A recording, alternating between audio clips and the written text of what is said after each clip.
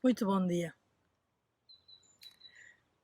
Depois de ter visto uma reportagem que se retransmitiu pela televisão espanhola no programa Informe Semanal sobre o milagre português que mostrou a maneira de gerir a pandemia, fiquei orgulhosa e comovida. Destacaram a maneira como cientistas e políticos foram trabalhando conjuntamente, a maneira como os técnicos sanitários tinham sabido organizar-se e actuar, o civismo do povo português. Fiquei comovida porque, quando somos capazes de trabalhar todos conjuntamente, também todos saímos beneficiados. Orgulhosa porque também sinto este país como meu e sinto-me feliz de experimentar por mim própria que, por muito que haja muito para melhorar e construir, também temos que poder, reconhecer e agradecer quando somos capazes conjuntamente de melhorar o bem comum. Ontem as missionárias saímos pela primeira vez do confinamento.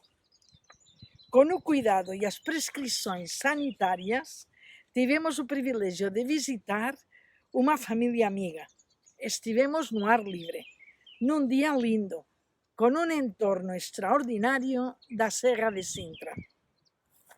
Acabamos a tarde a rezar a Nossa Senhora, a nossa mãe, frente ao mar. Foi um agradecimento à maravilha da criação. Cada vez mais aprendemos a dar valor ao que gratuitamente nos é oferecido. É como toda esta paisagem de aqui, que é uma paisagem de Bar de Lobos, não? Tudo é graça. Tudo estava ensopado de Espírito Santo.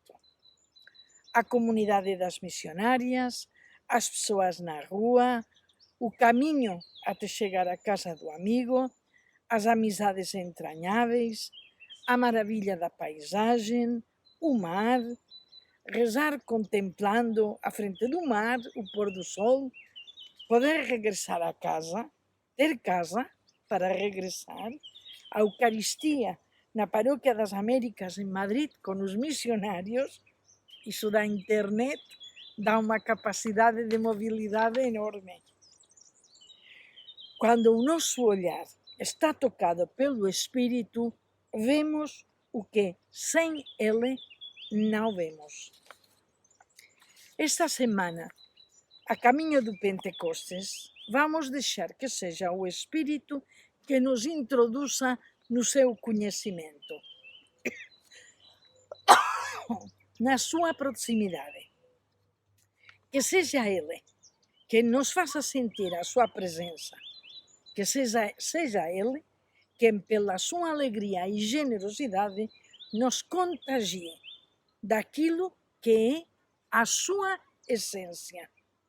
Amor de Deus, Espírito de Jesus, dom do amor do Pai de Jesus derramado nos nossos corações. Isto é o que nos diz São Paulo na carta aos Romanos, capítulo 5, versículo 5. Portanto, da mão de Jesus e com Maria, vamos receber a promessa do Espírito Santo feita por Jesus e recebida através do Evangelho de São João. Primeira promessa do Espírito Santo. João 14, 15, 17. E diz assim: se me tendes amor, cumprireis os meus mandamentos, e eu apelarei ao Pai, e Ele vos dará outro Paráclito, para que esteja sempre convosco, o Espírito da verdade, que o mundo não pode receber, porque não o vê, nem o conhece. Vós é que o conheceis, porque permanece junto de vós e está em vós. E eu, rezando, não, se me fazia esta imagem. Quando contemplamos uma relação amorosa que expressa o trato amoroso, seja de uma avó com uma criança, de uma mãe para com o filho, de uma relação adulta de amizade ou de intimidade, sempre é infinitamente mais importante captar o brilho no olhar, a força do gesto, a intensidade da emoção, as palavras ou silêncios, a densidade do ambiente, o contexto, a criatividade. E quando falamos de oração e falamos que se trata de uma relação amorosa, não podemos não contemplar, não de uma maneira passiva, sino como pessoas introduzidas numa intimidade que exige admiração, assombro, respeito profundo e imenso agradecimento. Tornamo-nos receptores de primeira mão deste contágio de confiança e participação no interior da relação. Esta riqueza relacional não é esforço nosso, senão dom gratuito por parte de quem a vive e nos torna partícipes. Isso acontece nesta primeira promessa do Espírito que Jesus nos faz.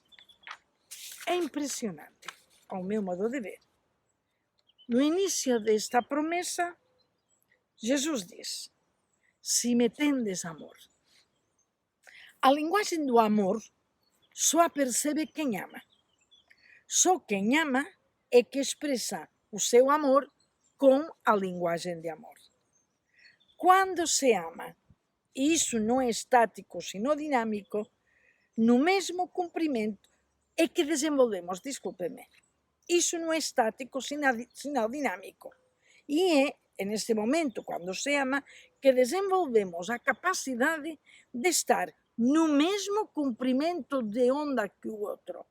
Somos introduzidos num âmbito cúmplice que se expressa numa sintonia de captação. Vemos com o coração. E continua Jesus: cumprireis os meus mandamentos. Por regra geral, estamos excessivamente habituados à linguagem jurídica, também na linguagem moral.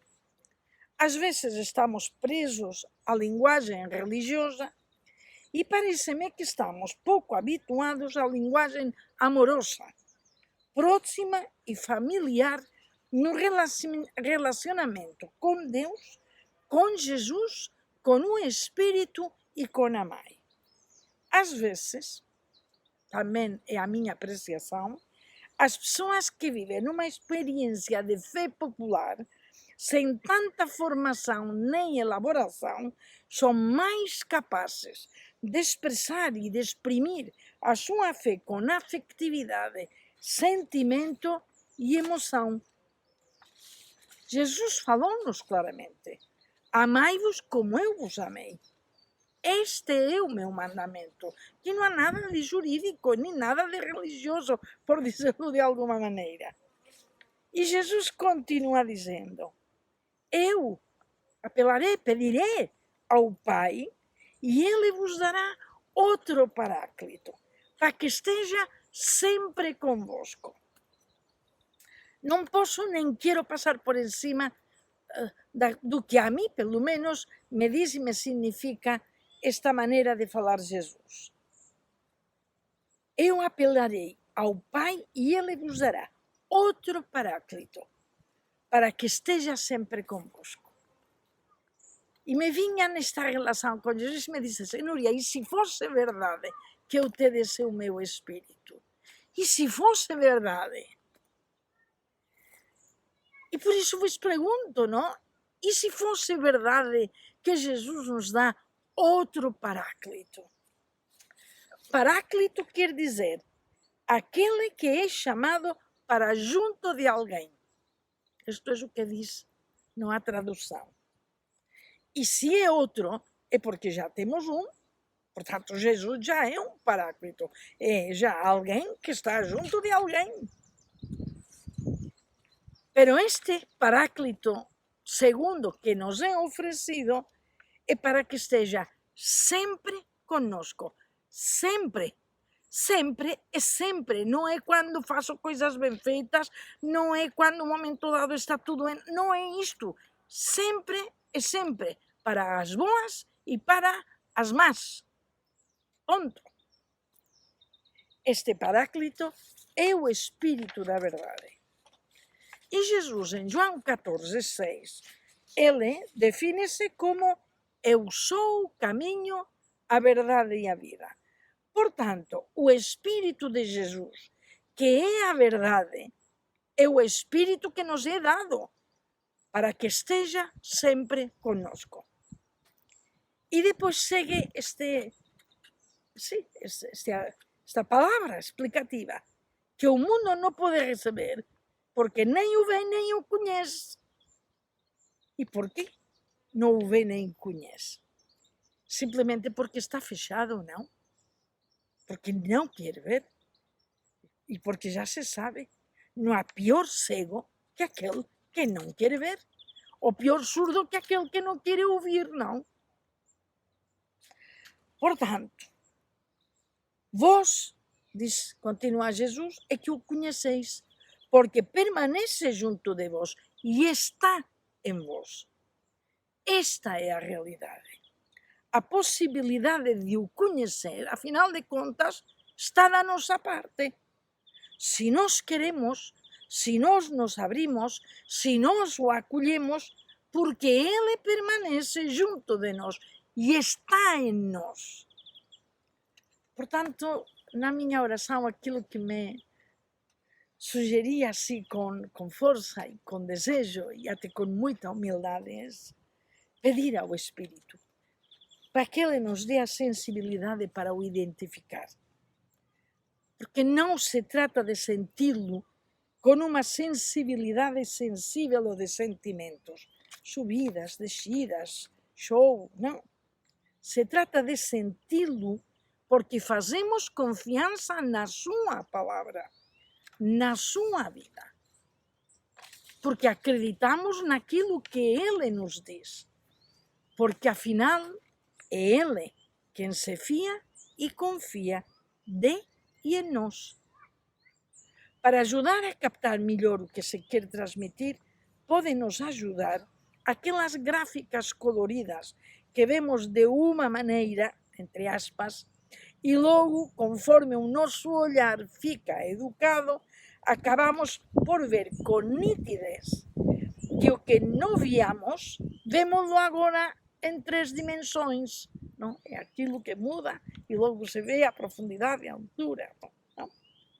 Portanto, deixemos que seja o Espírito que nos introduza nesta relação, que eduque o nosso coração e, com isso, o nosso olhar.